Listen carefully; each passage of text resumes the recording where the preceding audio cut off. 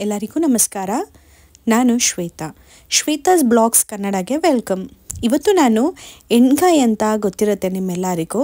ಈ ಎಣ್ಗಾಯಿ ಪಲ್ಯನ ನಾವು 3 ರಿಂದ 4 ರೀತಿಯಲ್ಲಿ ಮಾಡ್ಬೋದು. ಅದರಲ್ಲಿ ಒಂದು ರೀತಿ ನಾನು ಇವತ್ತು ತೋರಿಸ್ಕೊಟ್ಟಿದ್ದೀನಿ. ಸೊ ಇನ್ನೊಂದು ರೀತಿಯಾಗಿ ನಾನು ಆಲ್ರೆಡಿ ಒಂದು ರೀತಿಯಲ್ಲಿ ತೋರಿಸಿದ್ದೀನಿ. ನೀವು ನನ್ನ ಚಾನಲಲ್ಲಿ ನೋಡಿಲ್ಲ ಅಂದರೆ ದಯವಿಟ್ಟು ನೋಡಿ. ಇವತ್ತು ಬೆಳಗ್ಗೆನೇ ಶೂಟ್ ಮಾಡ್ಕೊಳ್ಳೋಣ ಅಂತ ಹೇಳಿ ಫಸ್ಟು ರಂಗೋಲಿ ಎಲ್ಲ ಶೂಟ್ ಮಾಡಿಕೊಂಡೆ. ಅದರ ನಂತರ ಸ್ವಲ್ಪ ಬೇಗನೆ ಗಡಿಬಿಡಿ ಅನ್ನಿಸ್ತು. ಆ ಕಾರಣಕ್ಕೆ ನಾನು ಶೂಟ್ ಸ್ಟಾಪ್ ಮಾಡಿದೆ. ಇನ್ನು ಆಫೀಸಿಂದ ಬಂದಿದ್ದಾದಮೇಲೆ ಶೂಟ್ನ ಕಂಟಿನ್ಯೂ ಮಾಡಿದ್ದೀನಿ. ಬೆಳಿಗ್ಗೆ ಬ್ರೇಕ್ಫಾಸ್ಟ್ ನಾನು ಖಾರ ಪೊಂಗಲ್ನ ಮಾಡಿದೆ, ಹಾಗೆ ಕಾಳೊಗ್ಗರಣೆನೂ ಕೂಡ ಮಾಡ್ಕೊಂಡಿದ್ದೆ. ಇವಾಗ ನಾನು ಸಂಜೆ ಹಾಲನ್ನ ತೊಗೊಂಡು ಬಂದಿದ್ದೆ. ಸ್ವಲ್ಪ ಕೋಲ್ಡ್ ವಾತಾವರಣ ಇತ್ತು, ಕಾಫಿ ಮಾಡೋಣ ಅಂತ ಹೇಳಿ. ಹಾಗೆ ಹಾಲನ್ನ ಕಾಯಕ್ಕಿಟ್ಬಿಟ್ಟು ರಾತ್ರಿಗೆ ಚಪಾತಿ ಹಾಗೆ ಎಣ್ಗಾಯಿನ ಮಾಡೋಣ ಅಂತ ಹೇಳಿ ಈ ರೀತಿ ನಾನು ಪೌಡರ್ ರೆಡಿ ಮಾಡ್ಕೊತಾ ಇದ್ದೀನಿ. ಮೊದಲು ಒಂದು ಬಾಣಲಿಗೆ ಅರ್ಧ ಸ್ಪೂನ್ ಆಗೋಷ್ಟು ಎಣ್ಣೆನ ಹಾಕ್ಕೋಬೇಕು. ನಾನಿಲ್ಲಿ ಎಣ್ಣೆನ ಹಾಕ್ಕೊಂಡಿಲ್ಲ, ಯಾಕಂದರೆ ಕಬ್ಬಿಣದ ಬಾಣಲಿಗೆ ನಾವು ಯಾವಾಗಲೂ ಎಣ್ಣೆ ಹಚ್ಚಿ ಇಡೋದ್ರಿಂದ ಎಣ್ಣೆನ ಹಾಕಿಲ್ಲ. 2 ಸ್ಪೂನ್ ಆಗೋಷ್ಟು ಕಡಲೆ ಬೀಜ ಹಾಗೆ 1 ಸ್ಪೂನ್ ಆಗೋಷ್ಟು ಕಡಲೆ ಕಾಳನ್ನ ಹಾಕ್ಕೊಂಡು ಇದಕ್ಕೆ 1/4 ಟೇಬಲ್ ಸ್ಪೂನ್ ಆಗೋಷ್ಟು ಮೆಂತ್ಯನ ಹಾಕ್ಕೊಂಡು ಈ ರೀತಿ ನೀಟಾಗಿ ಹುರ್ಕೋಬೇಕು. ಮೀಡಿಯಮ್ ಫ್ಲೇಮ್ ಅಥವಾ ಕಡಿಮೆ ಫ್ಲೇಮ್ನ ಇಟ್ಟು ಹುರ್ಕೊಳ್ಳಿ. 1 ಸ್ಪೂನ್ ಆಗೋಷ್ಟು ಬಿಳೆ ಎಳ್ಳನ್ನು ಹಾಕಿ, ನನ್ನ ಹತ್ರ ಎಳ್ಳು ವೈಟ್ ಕಲರ್ ಇರಲಿಲ್ಲ, ಆ ಕಾರಣಕ್ಕೆ ಕಪ್ಪೆಳ್ಳನ್ನ ಹಾಕ್ಕೊಂಡಿದ್ದೀನಿ. ಇದೆಲ್ಲ ನೀಟಾಗಿ ಬೇಯೋ ಅಷ್ಟರೊಳಗೆ ಅರ್ಧ ಟೇಬಲ್ ಸ್ಪೂನ್ ಆಗೋಷ್ಟು ಗಸಗಸೆನ ಹಾಕ್ಕೊಂಡು ನೀಟಾಗಿ ಕೈ ಆಡ್ಕೋಬೇಕು. ನಂತರ ಕೊಬ್ಬರಿನ ಸ್ಲೈಸ್ ಮಾಡಿ 1 ಇಡಿ ಆಗೋಷ್ಟು ಸ್ಲೈಸಸ್ನ ಹಾಕ್ಕೊಂಡಿದ್ದೀನಿ. ನಿಮ್ಮ ಹತ್ರ ಕೊಬ್ಬರಿ ಇಲ್ಲ ಅಂದರೆ ತೆಂಗಿನ ತುರಿನ ಕೂಡ ಹಾಕ್ಕೊಳ್ಬೋದು. ಕೊನೆಯದಾಗಿ ಹಾಕ್ಕೊಂಡು ನೀಟಾಗಿ ಫ್ರೈ ಮಾಡ್ಕೊಳ್ಳಿ. ಇದರೊಳಗಡೆ ಹಾಕ್ಕೊಂಡ್ರೆ ಹಸಿ ಸ್ಮೆಲ್ ಇರುತ್ತಲ್ವ, ಹಾಗೆಯೇ ಎಲ್ಲ ಕಾಳಿಗೂ ಕೂಡ ಹಸಿ ನೀರಿನ ಅಂಶ ತಾಗೋದ್ರಿಂದ ಹಸಿ ಕಾಯಿನ ಬಳಸೋದಿದ್ರೆ ಸಪ್ರೇಟಾಗಿ ಅಥವಾ ಕೊನೆಯದಾಗಿ ಹಾಕ್ಕೊಂಡು ಫ್ರೈ ಮಾಡ್ಕೊಳ್ಳಿ.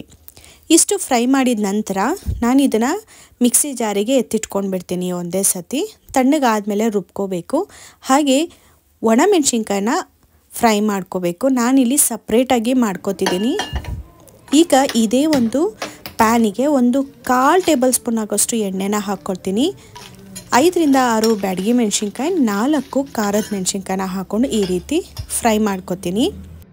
ಒಣಮೆಣಸಿನ್ಕಾಯಿ ಕ್ರಿಸ್ಪಿ ಆಗಿರಬೇಕು, ಅಲ್ಲಿವರೆಗೂ ಕೂಡ ಫ್ರೈ ಮಾಡ್ಕೊಳ್ಳಿ. ಇಲ್ಲಾಂದರೆ ಪೌಡ್ರ್ ಮಾಡ್ಕೋಬೇಕಾದ್ರೆ ಅದು ದಪ್ಪ ಪೀಸಾಗಿ ಉಳ್ಕೊಳ್ಳುತ್ತೆ, ಇಲ್ಲಾಂದರೆ ತರಿ ಆಗಿರುತ್ತೆ, ನೀಟಾಗಿ ನುಣ್ಣದಾಗಿ ಪೌಡರ್ ಆಗಲ್ಲ. ಹಾಗೆ ಟೇಸ್ಟ್ ಕೂಡ ಚೆನ್ನಾಗಿರಲ್ಲ. ನೀಟಾಗಿ ಫ್ರೈ ಮಾಡಿ ಸೈಡಿಗೆ ಎತ್ತಿಟ್ಕೊಂಡಿದ್ದೀನಿ. ಈಗ ಚಪಾತಿ ಹಿಟ್ಟನ್ನ ಕಲಸೋದಕ್ಕೆ ಒಂದು ತಟ್ಟೆನೇ ತೊಗೊಂಡಿದ್ದೀನಿ. 1 ಟೈಮ್ಗೆ ಮಾಡ್ಕೊಳ್ಳೋಣ ಅಂತ ಹೇಳಿ ಸ್ವಲ್ಪ ಮಿಲಿಟ್ಸ್ ಕೂಡ ಬೇಯಿಸಿಟ್ಟಿರೋದು ಹಾಗೆ ಇದೆ ಮಧ್ಯಾಹ್ನದ್ದು. ಆ ಕಾರಣಕ್ಕೆ ಎಲ್ಲರಿಗೂ 1 ಅಥವಾ 2 ಬರೋ ರೀತಿಯಲ್ಲಿ ಮಾತ್ರ ಮಾಡ್ಕೊಳ್ಳೋಣ ಅಂತ ಹೇಳಿ ಒಂದು ತಟ್ಟೆಗೆ 2 ಬೌಲ್ ಆಗೋಷ್ಟು ಚಪಾತಿ ಹಿಟ್ಟು ಹಾಗೆ 1 ಸ್ಪೂನ್ ಆಗೋಷ್ಟು ಎಣ್ಣೆ, 1 ಚಿಟಿಕೆ ಅಷ್ಟು ಉಪ್ಪನ್ನ ಹಾಕಿ ಈ ರೀತಿ ಫಸ್ಟು ಡ್ರೈ ಮಿಕ್ಸ್ನ ಮಾಡ್ಕೋಬೇಕು. ಡ್ರೈ ಮಿಕ್ಸ್ ಮಾಡ್ಕೊಳ್ಳೋದ್ರಿಂದ ಉಪ್ಪು ನೀಟಾಗಿ ಎಲ್ಲ ಕಡೆನೂ ಕೂಡ ಹರಡ್ಕೊಳ್ಳುತ್ತೆ. ಆ ಕಡೆಗೆ ಡ್ರೈ ಮಿಕ್ಸ್ ಮಾಡಿದ ನಂತರ ಇದಕ್ಕೆ ಸ್ವಲ್ಪ ನೀರನ್ನ ಹಾಕ್ಕೊಂಡು ನೀಟಾಗಿ ಅದಕ್ಕೆ ಕಲಿಸ್ಕೋಬೇಕು. ಕಲಿಸ್ಕೊಂಡು ಈ ರೀತಿ ನಾನು ಒಂದು ಬೌಲ್ನ ದಬಾಕ್ಬಿಟ್ಟು ನೆನೆಯೋದಕ್ಕೆ ಬಿಟ್ಟಿದ್ದೀನಿ. ಅಷ್ಟರೊಳಗೆ ಒಣಮೆಣ್ಸಿನ್ಕಾಯಿ ಕೂಡ ತಣ್ಣಗಾಗಿತ್ತು.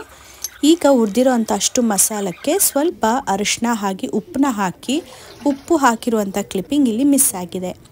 ರುಬ್ಬಿದ ನಂತರ ಇದಕ್ಕೆ ಸ್ವಲ್ಪ ಹುಣಸೆಹಣ್ಣು ಅಂದರೆ 1.5 ಇಂಚ್ ಆಗೋಷ್ಟು ಹುಣಸೆಹಣ್ಣು ಹಾಕ್ಕೊಂಡು ಇದಕ್ಕೆ ಅರ್ಧ ಸ್ಪೂನ್ ಆಗೋಷ್ಟು ಬೆಲ್ಲನ ಹಾಕ್ಕೊಂಡು ಮತ್ತೆ ರುಬ್ಕೋತೀನಿ. ಇದನ್ನು ನಾವು ಎಣ್ಣೆ ಹಾಕಿ ಪೇಸ್ಟ್ ರೀತಿಯಲ್ಲೂ ಕೂಡ ಮಾಡ್ಕೋಬೋದು, ಆದರೆ ಅದು ಇನ್ನೊಂದು ರೀತಿಯಲ್ಲಿ ಮಾಡ್ತೀವಿ, ಅದು ಬೇರೆ ರೀತಿ ಇರುತ್ತೆ. ಅದನ್ನು ನಾನು ನೆಕ್ಸ್ಟ್ ಬರುವಂಥ ವಿಡಿಯೋದಲ್ಲಿ ಆ ರೀತಿಯಾದ ಎಣ್ಗಾಯಿ ಯಾವ ರೀತಿ ಮಾಡೋದಂತ ತಿಳಿಸ್ಕೊಡ್ತೀನಿ. ಈಗ ಇಲ್ಲಿ ಮಿಕ್ಸಿ ಜಾರಲ್ಲಿ ಪೌಡರ್ ಮಾಡಿಟ್ಕೊಂಡಿರೋದನ್ನ ಒಂದು ಬೌಲಿಗೆ ಟ್ರಾನ್ಸ್ಫರ್ ಮಾಡಿ ಸೈಡಲ್ಲಿ ಎತ್ತಿಟ್ಕೊಂಡು ರೆಡಿ ಮಾಡಿ ಇಟ್ಕೊಂಡಿದ್ದೀನಿ. ಒಬ್ಬೊಬ್ಬರು ಎಣ್ಗಾಯಿ ಮಾಡೋದಕ್ಕೆ ಈರುಳ್ಳಿನ ಹಾಕಲ್ಲ, ಆದರೆ ನಾನು ಈರುಳ್ಳಿನ ಹಾಕ್ಕೊಳ್ತೀನಿ. ಯಾಕಂದರೆ ಗ್ರೇವಿ ತುಂಬ ಟೇಸ್ಟಿಯಾಗಿರುತ್ತೆ. ಹಾಗೆ ಗ್ರೇವಿ ತುಂಬ ತಿನ್ನಾಗಿ ಬರೋದ್ರಿಂದ ನಾವು ಅನ್ನಕ್ಕೂ ಕೂಡ ಕಲಿಸ್ಕೊಂಡು ತಿನ್ಬೋದು ಅಂತ, ಇಲ್ಲಾಂದರೆ ಬರೀ ಮಸಾಲ ಥರ ಅನಿಸುತ್ತೆ. ಆ ಕಾರಣಕ್ಕೆ ನಾನಿಲ್ಲಿ 2 ಈರುಳ್ಳಿನ ಸಣ್ಣದಾಗಿ ಹೆಚ್ಕೊಂಡು ಇಟ್ಕೊಂಡಿದ್ದೀನಿ. ಇನ್ನು ಬದನೆಕಾಯಿನ ನಾನು ಈ ರೀತಿ ಫಸ್ಟು ತೊಳೆದು ನೀರಲ್ಲಿ ಹಾಕಿಟ್ಕೊಂಡಿದ್ದೆ. ಹಾಗೆ ಈ ರೀತಿ ನಾವು 6 ಭಾಗ ಅಂದರೆ ಯೂಶ್ವಲಿ ಏನು ಮಾಡ್ತಾರೆ 2 ಕಡೆ ಕುಯ್ತಾರೆ, ಆವಾಗ 4 ಭಾಗ ಆಗುತ್ತೆ. ನಾನು ಹಾಗೆ ಮಾಡಲ್ಲ, 6 ಭಾಗನ ಮಾಡಿ ಎಲ್ಲದನ್ನು ಕೂಡ ಸೀಳಿ ನೋಡ್ತೀನಿ ಒಳಗಡೆ ಏನಾದರೂ ಹುಳ ಇದೆಯಾ ಅಂತ ಹೇಳಿ. ಅಕಸ್ಮಾತ್ ಇತ್ತು ಅಂದರೆ ಕಟ್ ಮಾಡ್ಕೊತೀನಿ. ಬದನೆಕಾಯಿ ಅಂದರೆ ಯೂಶ್ವಲಿ ಹುಳ ಒಂದೊಂದು ಸತಿ ಇರುತ್ತೆ, ಒಂದೊಂದು ಸತಿ ಇರಲ್ಲ, ಹೇಳಕ್ಕೆ ಬರಲ್ಲ. ಈಗ ಈ ಒಂದು ಬದನೆಕಾಯಿನ ನೋಡ್ಬೋದು, ಒಂದು ಕಡೆ ಸ್ವಲ್ಪ ಹುಳ ಆಗಿತ್ತು, ಅದನ್ನು ನೀಟಾಗಿ ಕಟ್ ಮಾಡಿ ಆ ಪೀಸ್ನ ರಿಮೂವ್ ಮಾಡಿದ್ದೀನಿ.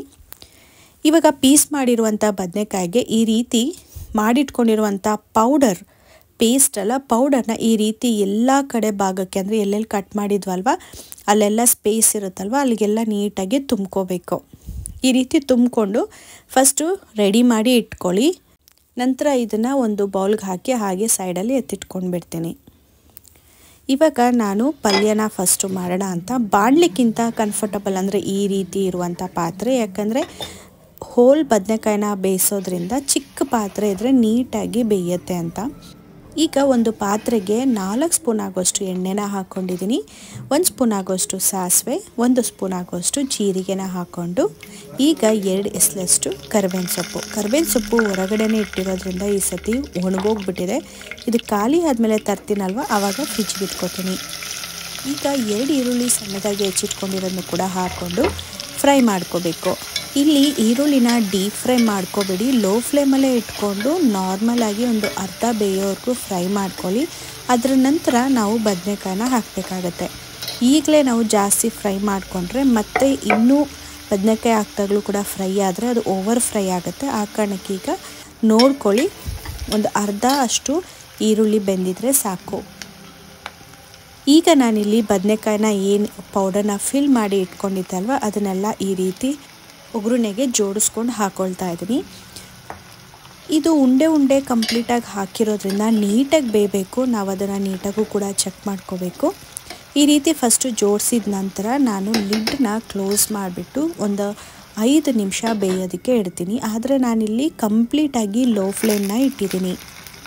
ನೋಡ್ಬೋದು, ನಾವು ಬದನೆಕಾಯಿಗೆ ಫಿಲ್ ಮಾಡಿರುವಂಥ ಪೌಡರು ಕೂಡ ಎಲ್ಲ ಆಚೆ ಬಂದಿದೆ, ಅಂದರೆ ಮಸಾಲ ಪೌಡರ್. ಅದು ಕಾಮನ್, ನಾವು ಎಣ್ಣೆ ಬದನೆಕಾಯಿನ ಮಾಡ್ತಾಯಿದ್ದೀವಿ ಅಂದರೆ. ಈರುಳ್ಳಿ ಇರೋದ್ರಿಂದ ನಾವು ಈ ರೀತಿ ಕೈಯಾಡಿದಾಗ ಈರುಳ್ಳಿಯಿಂದ ಅಟ್ಲೀಸ್ಟ್ ಅದಕ್ಕೆ ಬೇಗನೆ ಬೇಯೋದಕ್ಕೆ ಹೆಲ್ಪ್ ಆಗುತ್ತೆ. ನಾವು ಈರುಳ್ಳಿನ ಹಾಕಿಲ್ಲ ಅಂದರೆ ಈ ಮಸಾಲ ಪೌಡರ್ ಡೈರೆಕ್ಟ್ ಎಣ್ಣೆ ಒಳಗೆ ಬೀಳೋದ್ರಿಂದ ಜಾಸ್ತಿ ಸಿಯೋ ಸ್ಮೆಲ್ ಬರುತ್ತೆ. ಆ ಕಾರಣಕ್ಕೆ ನಾನು ಈರುಳ್ಳಿನ ಪ್ರಿಫರ್ ಮಾಡ್ತೀನಿ. ಹಾಗೆ ಈರುಳ್ಳಿ ಹಾಕೋದ್ರಿಂದ ಒಂದು ಒಳ್ಳೆ ಟೇಸ್ಟ್ ಕೊಡುತ್ತೆ. ನೋಡ್ಬೋದು, ಇವಾಗ ಬದನೆಕಾಯಿ ಕೂಡ ಅರ್ಧ ಭಾಗದಷ್ಟು ಬೆಂದಿದೆ, ಕಂಪ್ಲೀಟಾಗಿ ಇನ್ನೂ ಬೆಂದಿಲ್ಲ. ಈ ರೀತಿ ನಾವು ಸೌಟನ್ನ ಬಳಸ್ಕೊಂಡು ಈ ರೀತಿ ನಾವು ಕಟ್ ಮಾಡಿರೋ ಜಾಗಕ್ಕೆ ಬದನೆಕಾಯಿ ಸಾಫ್ಟಾಗಿ ಪ್ರೆಸ್ ಮಾಡಿದ್ರೆ ನೋಡ್ಬೋದು, ಒಂದೊಂದು ಬದನೆಕಾಯಿ ಬೇಗ ಹರಡ್ಕೊಳ್ತಾ ಇದೆ, ಸ್ಮ್ಯಾಶ್ ಆಗ್ತಾ ಇದೆ, ಒಂದೊಂದು ಬದನೆಕಾಯಿ ಆಗಿಲ್ಲ. ಅಂದರೆ ಅರ್ಥ ಬೆಂದಿದ್ರೆ ಬೇಗ ಸಾಫ್ಟ್ ಆಗುತ್ತಲ್ವ, ಆವಾಗ ಪ್ರೆಸ್ ಮಾಡಿದ ತಕ್ಷಣವೇ ಹರಡ್ಕೊಳ್ಳುತ್ತೆ. ಬಟ್ ಇವಾಗ ಒಂದೊಂದು ಸ್ವಲ್ಪ ಬೆಂದಿದೆ, ಒಂದೊಂದು ಬೆಂದಿಲ್ಲ. ಅಂದರೆ ನಾವು ಕೈಯಾಡ್ತೀವಲ್ವ, ಒಂದೊಂದು ಕಡೆ ಭಾಗದಲ್ಲಿ ಬೆಂದಿರುತ್ತೆ. ಈಗ ಅದನ್ನು ನೀಟಾಗಿ ಚೆಕ್ ಮಾಡಿ ಎಷ್ಟು ಭಾಗ ಬೆಂದಿದೆ ಅಂತ ನೋಡ್ಕೊಳ್ಳಿ. ಅರ್ಧ ಭಾಗ ಬೆಂದಿದ ನಂತರ ಪುಡಿ ಮಾಡಿ ಇಟ್ಕೊಂಡಿದ್ರಲ್ವ, ಮಿಕ್ಕಿತ್ತಲ್ವ, ಆ ಮಸಾಲಾನ ಹಾಕಿ ಅದೇ ಒಂದು ಬೌಲಿಗೆ ನೀರನ್ನ ಹಾಕಿ ಸ್ವಲ್ಪ ನೀರನ್ನ ಮಿಕ್ಸ್ ಮಾಡಿ ಹಾಕಿ. ಇವಾಗ ಬದನೆಕಾಯಿ ನೀಟಾಗಿ ಮುಳುಗಿದೆ ನೀರೊಳಗಡೆ. ಈಗ ನೀರು ಕುದೀತಾ ಮಸಾಲನೂ ಕೂಡ ಮಿಕ್ಸ್ ಆಗೋದ್ರಿಂದ ಬದನೆಕಾಯಿ ಕೂಡ ಒಂದು ಒಳ್ಳೆ ಫ್ಲೇವರ್ ಸಿಗುತ್ತೆ. ಹಾಗೆ ನೀರಿನ ಅಂಶ ಏನಿದೆ ಒಂದು ಗ್ರೇವಿಗೆ ಕನ್ವರ್ಟ್ ಮಾಡುತ್ತೆ, ಹಾಗೆ ಒಂದು ಒಳ್ಳೆ ಟೇಸ್ಟ್ ಕೊಡುತ್ತೆ. ಜೊತೆಗೆ ಈ ಹಂತದಲ್ಲಿ ಒಂದು ಒಳ್ಳೆ ಘಮನೂ ಕೂಡ ಬರ್ತಾ ಇರುತ್ತೆ. ಎಕ್ಸ್ಪೆಷಲಿ ನಾವು ಈ ರೀತಿ ಲಿಡ್ನ ಮುಚ್ಚಿ ನಾವು ಬೇಯಿಸೋದ್ರಿಂದ ಹೋಲ್ ಬದನೆಕಾಯಿ ನೀಟಾಗಿ ಬೇಯುತ್ತೆ. ನೀವು ಈಗ ಅಬ್ಸರ್ವ್ ಮಾಡ್ಬೋದು, ಗ್ರೇವಿ ಎಷ್ಟು ಗಟ್ಟಿಯಾಗಿ ಎಷ್ಟು ಟೇಸ್ಟಿಯಾಗಿ ಬಂದಿದೆ, ಅಷ್ಟೇ ಚೆನ್ನಾಗಿರುತ್ತೆ. ಕಲರ್ಫುಲ್ಲಾಗೂ ಕೂಡ ಇದೆ. ನಾನು ಬ್ಯಾಡಗಿ ಮೆಣಸಿನ್ಕಾಯಿ 1-2 ಜಾಸ್ತಿ ಹಾಕಿದೆ, ತುಂಬ ಚೆನ್ನಾಗಿ ಬಂದಿತ್ತು, ಡಾರ್ಕ್ ಕಲರ್ ಬಂದಿತ್ತು. ಈಗ ನಾನು ರುಚಿಗೆ ತಕ್ಕಷ್ಟು ಉಪ್ಪು, ಚಿಟಿಕೆ ಇಂಗು, ಹಾಗೆ ಸ್ವಲ್ಪ ಗರಂ ಮಸಾಲಾನ ಹಾಕ್ಕೊಂಡಿದ್ದೀನಿ. ಇಷ್ಟು ಹಾಕ್ಕೊಂಡು ಇವಾಗ ನೀಟಾಗಿ ಕೈ ಆಡ್ಕೊತಾ ಇದ್ದೀನಿ. ನಿಮಗೆ ಬೇಕಂದರೆ ಈ ಪೌಡರ್ ಮಾಡ್ತಿರಲ್ಲ ಮಸಾಲ ಪೌಡರ್, ಆವಾಗಲೂ ಕೂಡ ಇದನ್ನು ಹಾಕ್ಕೊಳ್ಬಹುದು. ಬಟ್ ಎಲ್ಲದೂ ಕೂಡ ಒಂದೇ ಕಡೆ ಆಗುತ್ತೆ ಅಂದ್ಬಿಟ್ಟು ನಾನು ಹಾಕ್ಕೊಂಡಿರಲಿಲ್ಲ. ಈಗ ನೀವು ನೋಡ್ಬೋದು, ಒಂದು ಅರ್ಧ ಭಾಗದಷ್ಟು ಎಣ್ಣೆ ನೀಟಾಗಿ ಬಿಟ್ಕೊಂಡಿದೆ. ಇನ್ನೂ ಸ್ವಲ್ಪ ಎಣ್ಣೆ ಬಿಟ್ಕೋಬೇಕು. ಮತ್ತೆ ಕೈಯಾಡ್ತಿದ್ರೆ ಈ ರೀತಿ ತಳ ಒತ್ತೋದಿಲ್ಲ, ಹಾಗೆಯೇ ಗ್ರೇವಿ ಕೂಡ ಒಂದೊಳ್ಳೆ ಟೇಸ್ಟ್ ಸಿಗುತ್ತೆ. ಇನ್ನೊಂದು, ನಾವು ಬದನೆಕಾಯಿನ ಈ ರೀತಿ ಟಚ್ ಮಾಡಿ ಬೆಂದಿದೆಯಾ ಅಂತ ನೋಡ್ಕೋಬೇಕು. ಇವಾಗ ನಾನು ನೋಡ್ತಾ ಇದ್ದೀನಲ್ವ, ಇವಾಗ ಎಲ್ಲ ಬದನೆಕಾಯಿ ಕೂಡ ತುಂಬ ಸಾಫ್ಟಾಗಿತ್ತು, ಹಾಗೆ ನೀಟಾಗೂ ಕೂಡ ಬೆಂದಿತ್ತು. ಒಂದು ಸತಿ ಟೇಸ್ಟ್ ನೋಡಿ, ನಿಮ್ಗೇನಾದರೂ ಉಪ್ಪು ಕಡಿಮೆ ಅಂತ ಹೇಳಿದ್ರೆ ಮತ್ತೆ ಸ್ವಲ್ಪ ಉಪ್ಪನ್ನ ಹಾಕ್ಕೊಳ್ಳಿ. ಈಗ ನೀವು ನೋಡ್ಬೋದು ಕಂಪ್ಲೀಟಾಗಿ ಎಣ್ಣೆ ಬಿಟ್ಕೊಂಡಿದೆ. ಸೊ ಮಸಾಲನ ಕೂಡ 100% ಕುದ್ದಿದೆ. ಹಾಗೆಯೇ ಬದನೆಕಾಯಿ ಕೂಡ ನೀಟಾಗಿ ಬೆಂದು ಎಣ್ಣೆ ಬಿಟ್ಕೊಂಡಿದೆ. ಈ ಗೊಜ್ಜನ್ನ ನಾವು ಅನ್ನಕ್ಕೆ, ಮಿಲ್ಲಿಟ್ಸ್ಗೆ, ಚಪಾತಿ, ರೊಟ್ಟಿಗೆ ಎಲ್ಲದಕ್ಕೂ ಕೂಡ ಕಾಂಬಿನೇಷನ್ ಬೆಸ್ಟ್ ಅಂತಲೇ ಹೇಳ್ಬೋದು. ನಾವಿಲ್ಲಿ ಚಪಾತಿ ಒಂದಕ್ಕೆ ಎಲ್ಲ ನಾನು ಈ ಒಂದು ಮಿಲ್ಲಿಟ್ಸ್ಗೂ ಕೂಡ ಕಾಂಬಿನೇಷನ್ ಆಗಿರಲಿ ಸಾರು ಮಾಡಿಲ್ಲ ಅಂತಲೇ ಈ ರೀತಿ ನಾನು ಸ್ವಲ್ಪ ಗ್ರೇವಿನ ಜಾಸ್ತಿ ಮಾಡ್ಕೊಂಡಿದ್ದೀನಿ. ಈಗ ಚಪಾತಿ ಮಾಡ್ಕೊಂಬಿಡೋಣ. ಹಾಗೆ ಮಾಡ್ತಾ ನನ್ನ ಹಸ್ಬೆಂಡ್ಗೆ, ನನ್ನ ಮಗಳಿಗೆ ಕೊಡೋಣ ಅಂತ ಹೇಳಿ ಸ್ವಲ್ಪ ಟೈಮು ಕೂಡ ಆಗಿತ್ತು. 8:45 ಆಗೋಗ್ಬಿಟ್ಟಿತ್ತು. ತವನ ಒಂದು ಸೈಡಲ್ಲಿ ಕಾಯೋದಕ್ಕಿಟ್ಟು ಹಾಗೆ ಕೌಂಟರ್ ಟಾಪ್ನ ಸ್ವಲ್ಪ ಸೋಪೆಲ್ಲ ಹಾಕಿ ತೊಳ್ಕೊಂಡಿದ್ದೆ. ಈ ರೀತಿ ಕೌಂಟರ್ ಟಾಪ್ ಮೇಲೆ ಚಪಾತಿ ಅಥವಾ ರೊಟ್ಟಿನ ತಟ್ಟೋದಾದರೆ ಒಂದು ಸತಿ ನೀಟಾಗಿ ವಾಶ್ ಮಾಡ್ಕೊತೀನಿ. ಯಾಕಂದರೆ ಪಕ್ಕದಲ್ಲೇ ಸಿಂಕ್ ಇರೋದ್ರಿಂದ ನಾನು ಒಂದೊಂದ್ಸತಿ ಪಾತ್ರೆ ತೊಳೆದು ಡೈರೆಕ್ಟ್ ಕೌಂಟರ್ ಟಾಪ್ ಮೇಲೆ ಡೈರೆಕ್ಟಾಗಿ ದಬ್ಬಾಕ್ತೀನಿ ನೀರು ಸೋರ್ಕೊಳ್ಳೋದಕ್ಕೆ. ಇಲ್ಲ ಅಂದರೆ ಒಂದು ಪಾತ್ರೆ ಇದೆ ತೊಳೆದು ಹಾಕೋದಕ್ಕೆ, ಆ ಒಂದು ಟಬ್ನ ಕೂಡ ಇಟ್ಕೊತೀನಲ್ವ, ಅದಕ್ಕೆ ಅದು ಡೈರೆಕ್ಟ್ ಕಲ್ಲಿನ ಮೇಲೆ ಅರಿಬೇಕಂದ್ರೆ ಈ ರೀತಿ ನೀಟಾಗಿ ಕ್ಲೀನ್ ಮಾಡಿಕೊಂಡು ಒಂದು ಸತಿ ಚಪಾತಿ ಹಿಟ್ಟನ್ನ ನೀಟಾಗಿ ನಾದ್ಕೊಳ್ಳಿ. ಆವಾಗ ಚಪಾತಿ ತುಂಬಾ ಸಾಫ್ಟಾಗಿ ಬರುತ್ತೆ. ಈ ರೀತಿ ನನಗೆ ಅಭ್ಯಾಸ ಆಗೋಗಿದೆ. ಚಪಾತಿ ಮರ್ಚಿನೇ ಅರಿಯೋದು, ನಾರ್ಮಲಾಗಿ ಚಪಾತಿನ ಅರಿಯೋದಿಲ್ಲ. ನೀವು ನೋಡ್ಬೋದು ಸಖತ್ತು ಚಿಕ್ಕ ಉಂಡೆನ ನಾನು ತೊಗೊಂಡಿದ್ದು, ಆದರೆ ಎಷ್ಟು ಅಗಲ ಚಪಾತಿ ಆಗಿದೆ. ಯಾಕಂದರೆ ನಾವು ಮರ್ಚಿ ಅರಿಯೋದ್ರಿಂದ ಸ್ವಲ್ಪ ಅದಕ್ಕೂ ಕೂಡ ನಾವು ನಾದುತ್ತೀವಲ್ಲ ಆ ರೀತಿ ಆಗೋದ್ರಿಂದ ಸ್ವಲ್ಪ ಎಕ್ಸ್ಪ್ಯಾಂಡು ಕೂಡ ಚೆನ್ನಾಗಾಗತ್ತೆ. ಹಾಗೆ ಇವಾಗ ಇಲ್ಲಿ ಚಪಾತಿನೂ ಕೂಡ ಮಾಡ್ಕೋತಾ ಇದ್ದೀನಿ. ಕಡಿಮೆನೇ ಮಾಡ್ಕೋತೀನಿ, ಸ್ವಲ್ಪ ಮಿಲಿಟ್ಸ್ ರೈಸು ಇರೋದ್ರಿಂದ ಗ್ರೇವಿಗೆ ಹಾಕ್ಕೊಂಡು ತಿನ್ನೋದಕ್ಕೆ ಚೆನ್ನಾಗಿರುತ್ತೆ ಅಂತ. ಕ್ವಿಕ್ಕಾಗಿ ಚಪಾತಿ ಬೇಯಿಸಿ ಹಾಗೆ ಅವ್ರಿಗೂ ಕೂಡ ನಾನು ಊಟನ ಕೊಡೋದಕ್ಕೆ ಹೋದೆ. ಇಲ್ಲ ಜೊತೆಗೆ ಎಲ್ಲರೂ ಊಟ ಮಾಡೋಣ ಅಂತ ಹೇಳಿದ್ರು. ಯೂಶ್ವಲಿ ನಾವು ಡಿನ್ನರ್ ಮಾಡೋದಾದರೆ ಎಲ್ಲದೂ ಕೂಡ ಕೆಳಗಡೆ ಇಟ್ಕೊಂಡು ಹಾಗೆ ಜೊತೆಗೆ 3 ಜನನೂ ತಿನ್ನೋದ್ರಿಂದ, ಸೊ ಇವಾಗ ಬೇಡ ಎಲ್ಲರೂ 3 ಜನ ತಿನ್ನೋಣ ಅಂತ ಹೇಳಿದ್ದಕ್ಕೆ ಇವಾಗ ಒಂದೇ ಸತಿ ಫಸ್ಟು ಚಪಾತಿನ ಬೇಯಿಸ್ಕೊಂಬಿಡೋಣ ಅಂತ ಹೇಳಿ ಫಟಾಫಟ್ ಅಂತ ಈ ರೀತಿ ಚಪಾತಿನ ಬೇಯಿಸ್ಕೊಂಡು ಚಪಾತಿನ ಹರ್ಕೊಂಡು ರಾತ್ರಿಯ ಡಿನ್ನರ್ನ ರೆಡಿ ಮಾಡ್ಕೊತಾ ಇದ್ದೀನಿ. ನೋಡ್ಬೋದು ನಾನು ಯಾವಾಗಲೂ ಅಷ್ಟೇ ತವಕ್ಕೆ ಎಣ್ಣೆ ಹಾಕಿ ಚಪಾತಿ ಹಾಕಿ ಅದಾದಮೇಲೆ ಒಂದು ಸ್ವಲ್ಪ ಎಣ್ಣೆನ ಸರ್ವಿ ಈ ರೀತಿ ಬೇಯಿಸ್ಕೊಳ್ತೀನಿ. ಜಾಸ್ತಿ ಚಪಾತಿನ ಮರ್ಚಿ ಹಾಕಬೇಡಿ. ದಡ ಇರುತ್ತೆ ಅಲ್ವ, ಆ ದಡನ ನೀಟಾಗಿ ಬೇಯಿಸ್ಕೊಳ್ಳಿ. ಯಾಕಂದರೆ ಅದು ತುಂಬ ಮುಖ್ಯ ಆಗುತ್ತೆ. ಇಲ್ಲಾಂದರೆ ತಿನ್ನೋದಕ್ಕಾಗಲ್ಲ. ಅಕಸ್ಮಾತ್ ತಿಂದರೂ ಕೂಡ ಸ್ಟಮಕ್ ಪ್ರಾಬ್ಲಮ್ ಬರುತ್ತೆ. ಆ ಕಾರಣಕ್ಕೆ ನೀವು ನೀಟಾಗಿ ಚಪಾತಿನ ಬೇಯಿಸ್ಕೋಬೇಕು. ಈಗ ಎಲ್ಲ ಚಪಾತಿ ಅರ್ದಿದ್ದಾಯಿತು. ಇನ್ನೂ ಕೂಡ ಹಿಟ್ಟು ಮಿಕ್ಕಿತ್ತು, ಒಂದು 4 ಆಗುವಷ್ಟು. ಅದನ್ನು ಬೆಳಗ್ಗೆ ಹರ್ಕೊಳ್ಳೋಣ ಅಂತ ಹೇಳಿಬಿಟ್ಟು ಹಾಗೆ ಎತ್ತಿಟ್ಕೊಂಡು ಇವಾಗ ಊಟನ ಸರ್ವ್ ಮಾಡ್ಕೊತಾ ಇದ್ದೀನಿ. ಇನ್ನು ಆಫೀಸಿಂದ ನಾನು, ನನ್ನ ಫ್ರೆಂಡ್ ಹಾಗೆ ನನ್ನ ಮಗಳು ಶಾಪಿಂಗ್ ಹೋಗಿದ್ವಿ. ಅದು ಕೂಡ ರೇಷನ್ಸ್ ಎಲ್ಲ ಇದೆ. ಸೊ ಮಂತ್ಲಿ ರೇಷನ್ ಶಾಪಿಂಗ್ ಹೋಗಿದ್ವಿ. ಅದು ಕೂಡ ಎಲ್ಲ ಜೋಡಿಸ್ಬೇಕು. ಅದಕ್ಕೆ ಫಟಾಫಟ್ ಅಂತ ಹೇಳಿ ಸೈಡ್ ಡಿಶ್ ಏನು ಮಾಡೋದು ಬೇಡ, ಫಟಾಫಟಾಗಿ ಚಪಾತಿ ಹಾಗೆ ಪಲ್ಯನ ಮಾಡ್ಕೊಂಡಿದ್ದು. ಚಪಾತಿ ಅಂತೂ ತುಂಬ ಸಾಫ್ಟಾಗಿ ಬಂದಿತ್ತು. ನೀವು ಕೂಡ ಈ ರೀತಿ ಟ್ರೈ ಮಾಡಿ. ಹಾಗೆ ಗೊಜ್ಜಂತೂ ತುಂಬ ಅಂದರೆ ತುಂಬ ಟೇಸ್ಟಿಯಾಗಿ ಬಂದಿತ್ತು. ನೋಡೋದಕ್ಕೂ ಹಾಗೆ ಕಲರ್ಫುಲ್ ಆಗಿತ್ತು, ತಿನ್ನೋದಕ್ಕೂ ಕೂಡ ತುಂಬಾ ಟೇಸ್ಟಿಯಾಗಿತ್ತು. ಹಾಗೆ ಊಟ ಎಲ್ಲ ಮುಗಿಸ್ಕೊಂಡು ಇನ್ನು ಒಂದು ಚಪಾತಿ ಮಿಕ್ಕಿತ್ತು, ಹಾಗೆ ತವದ ಮೇಲೆ ಇಟ್ಬಿಟ್ಟು ಇನ್ನು ಚಪಾತಿ ಇತ್ತಲ್ವ ಅದನ್ನು ನಾನು ಫ್ರಿಜ್ಜಿಗೆ ಇಡೋದಿಲ್ಲ. ಈ ರೀತಿ ಒಂದು ಬೌಲ್ಗೆ ಹಾಕಿಬಿಟ್ಟು ಒಂದು ತಟ್ಟೆನ ಮುಚ್ಚಿದ್ದೀನಿ. ಬೆಳಗ್ಗೆ ಎದ್ದಿದ ತಕ್ಷಣ ಅರ್ದು ಬೇಯಿಸಿ ಇಡ್ಬೋದು. ಇನ್ನು ನಾನು ಡೈಜೆಷನ್ ಪೌಡರ್ ಮಾಡಿದ್ದೆ ಅಲ್ವಾ, ಲಾಸ್ಟ್ ವಿಡಿಯೋದಲ್ಲಿ ತೋರಿಸಿದ್ದೆ ನಿಮಗೆ. ಆ ಪೌಡರ್ನ ಸ್ವಲ್ಪ ನೀರಿಗೆ ಹಾಕಿ ಈ ರೀತಿ ನೆನಾಕೊಳ್ತೀನಿ. ನಾನು ಊಟ ಮಾಡಿರೋದು ಇವಾಗ 9 ಗಂಟೆ ಆಗಿದೆ. ಒಂದು 9:45ಗೆ ಅದನ್ನ ಕಾಯಕ್ಕಿಟ್ಟು ಅದಕ್ಕೆ ಸ್ವಲ್ಪ ಅರಿಶಿನ ಹಾಕ್ಕೊಂಡು ಅದನ್ನು ಸೋಸ್ಕೊಂಡು ಕುಡಿದು ಆಮೇಲೆ ಮಲಗ್ತೀನಿ. ಇನ್ನು ಬೀನ್ಸ್ ಕಾಳು ಅಂತಾರಲ್ಲ, ಇದನ್ನು ಕೂಡ ಬೆಳಗ್ಗೆಗೆ ನೆನಾಕಿಟ್ಟಿದೆ. ಹಾಗೆಯೇ ಮಿಲಿಟ್ಸು ಕೂಡ ನೆನಾಕಿಟ್ಟಿದ್ದೀನಿ. ಇನ್ನು ರಾತ್ರಿ ಮಲಗುವಾಗ ಎಣ್ಣೆ ಹಚ್ಕೊಂಡಿಲ್ಲ ಅಂತ ನೆನಪಾಯಿತು. ಸೊ ಪಾಪುಗೆ ನನಗೆ ತಲೆಗೆ ಎಣ್ಣೆ ಹಚ್ಕೊಂಡ್ವಿ. ಯೂಶ್ವಲಿ ನೆತ್ತಿ ಮೇಲೆ ಆದರೆ ನಾವು ಹರಳೆಣ್ಣೆ ಹಚ್ತೀವಿ. ಕೂದಲಿಗಾದರೆ ಈ ರೀತಿ ಕೊಬ್ಬರಿ ಎಣ್ಣೆ ಹಾಗೆ ಹರಳೆಣ್ಣೆನ ಮಿಕ್ಸ್ ಮಾಡಿ ಹಚ್ತೀನಿ. ಕೊಬ್ಬರಿ ಎಣ್ಣೆ ಸ್ವಲ್ಪ ಮನೆಯಲ್ಲೇ ಹರ್ಬಲ್ಸ್ ಎಲ್ಲ ಹಾಕಿಬಿಟ್ಟು ಕಾಯಿಸಿ ಇಟ್ಕೊಂಡಿರುವಂಥ ಕೊಬ್ಬರಿ ಎಣ್ಣೆ ಈ ರೀತಿ ಮಿಕ್ಸ್ ಮಾಡಿ ಸ್ವಲ್ಪ ಬೆಚ್ಚಗೆ ಮಾಡಿ ಕೂದಲಿಗೆ ಹಚ್ಚಿದ್ರೆ ತುಂಬಾ ಒಳ್ಳೆಯದು. ಬ್ಲಡ್ ಸರ್ಕ್ಯುಲೇಷನ್ ಕೂಡ ಆಗುತ್ತೆ.